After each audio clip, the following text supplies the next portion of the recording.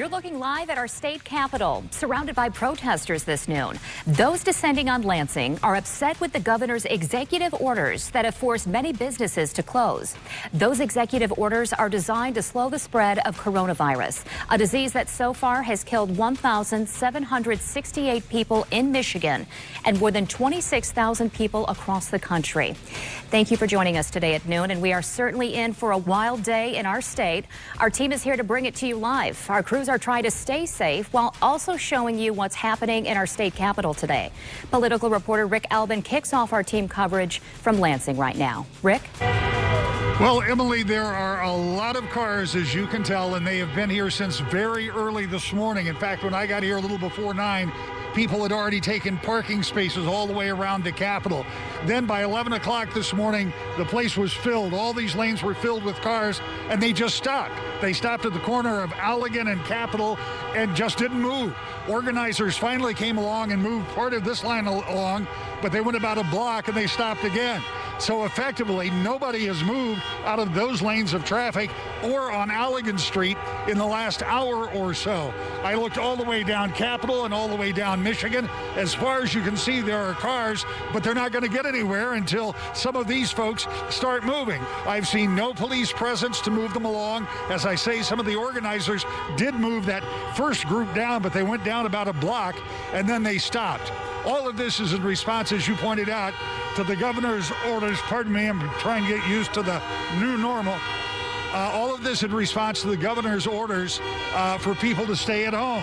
And there are all kinds of signs on cars that talk about liberty and being locked down and quarantined and I need to work. Earlier today, the governor was on the Today Show, and she talked about those orders. Michigan has the third most COVID-19 cases in the nation right now, and we are not the third largest state in the nation. That tells you we've got a unique crisis on our hands and that it demands a unique solution. So we just had snow. I've got snow on the ground here in Michigan right now in Lansing. We're expecting, up to 30 inches in the Upper Peninsula. The fact that we're cracking down on people traveling between homes or planting or landscaping or golfing, really for a couple more weeks isn't going to meaningfully impact people's ability to do it because the snow will do that in and of itself. But the more people that are traveling, the more people that touch that gas pump, we know that COVID-19 can last for 72 hours on stainless steel. So think about the people that have to touch that gas pump, the nurses and the police and the paramedics and the pharmacists and the food clerks that are the true superheroes now. If we're all traveling and touching the same, that means we're spreading COVID-19 and might actually take people off the front line who we desperately need to. So unless it's a life-sustaining activity, we're asking people to stay home, to do their part, and for a couple more weeks to really buckle down. We're seeing our curve start to flatten, but we all have to continue doing our part.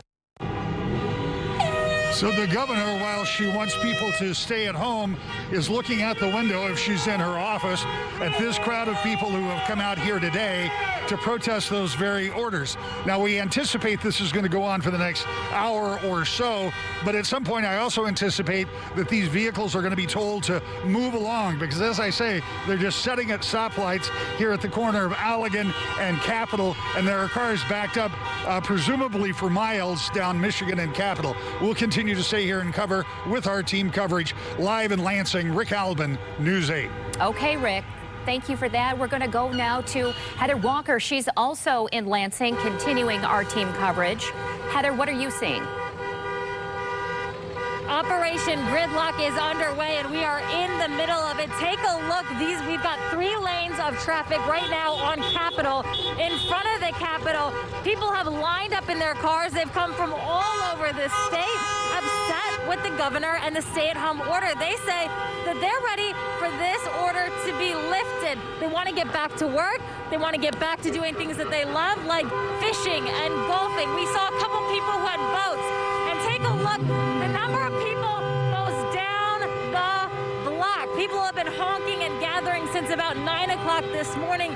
The official protest just getting underway here.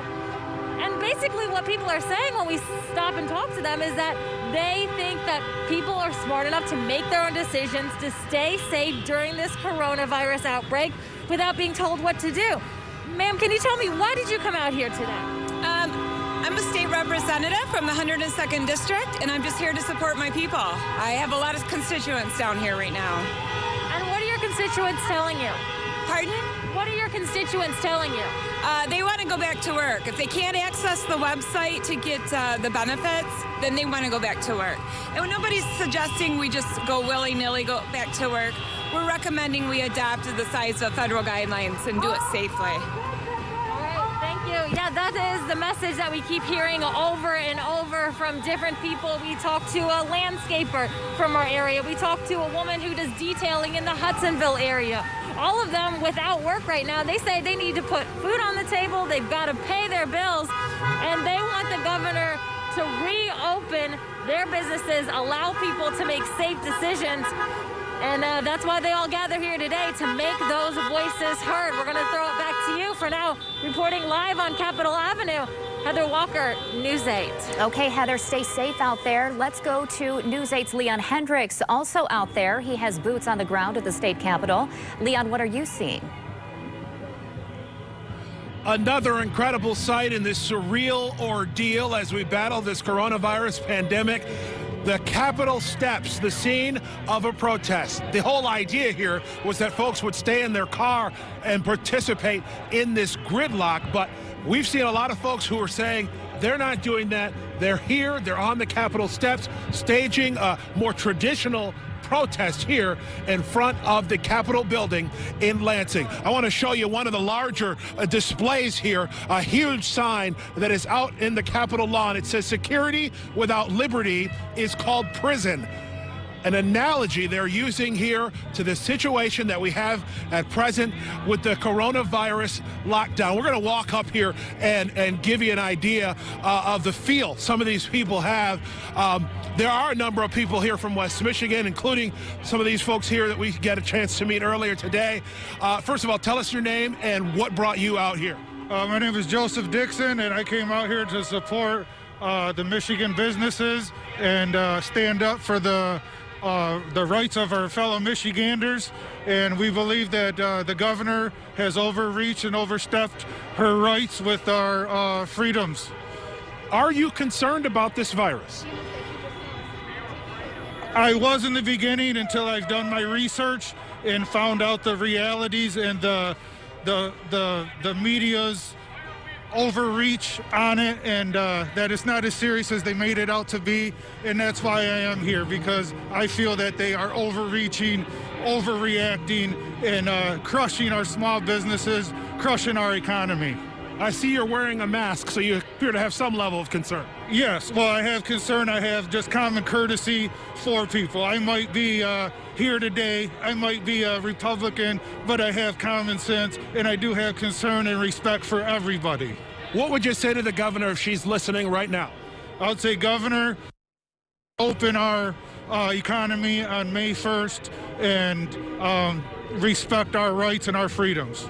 All right, that's a little bit of the sentiment we're hearing here. A lot of these folks, a number of them that we've spoken to, are small business owners, or are here on behalf of those folks who say simply they want to see people get back to work. Some more folks here that we might be able to speak with. Sir, what brought you out here? Where are you from?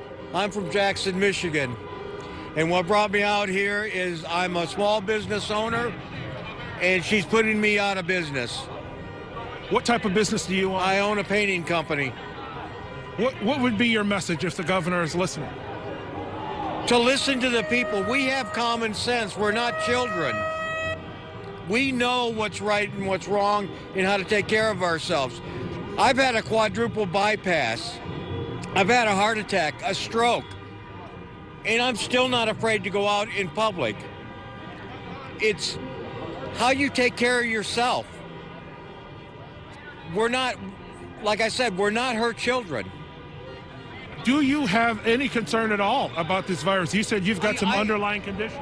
I have concerns about it. I have concerns for the people that are, I'm 62, but I call them elderly, sickly, really bad underlying conditions. But if you take care of yourself and follow common sense, stay away from people, you know, not totally stay away, but you have to social distance a little bit, But until this virus runs its course, it's going to stay here. And all we're doing is hiding from it. Do you have any concern? We see a lot of people out here that are obviously, like you, not in your cars. Do you have any concern that this gathering might cause this virus to spread further? Hell yeah. It will a little, but I don't think it's to the extent that they're trying to make it out to be. Again, it's a virus. It's got to spread. And until people start getting an immune system to it, it's going to continue to do this. All right. And we will never get away from it until we get an immunity to it. Okay. All right. Thank you, sir. Appreciate it. All the way from Jackson, one of the small business owners who is here and represented in a crowd of hundreds of people who are gathered here on the Capitol steps. A number of them have signs. One here in the foreground says, "Recall Whitmer now." We see a number of American flags. A lot of those red "Make America Great Again" hats. Folks certainly having a political feeling that goes associated with this situation. But it's quite the sight here on the Capitol steps. It's cold. It has been snowy, but it's not tempered down the spirit and the feeling that these folks have about letting their voices be heard in opposition to the governor's executive orders connected to the coronavirus. Emily?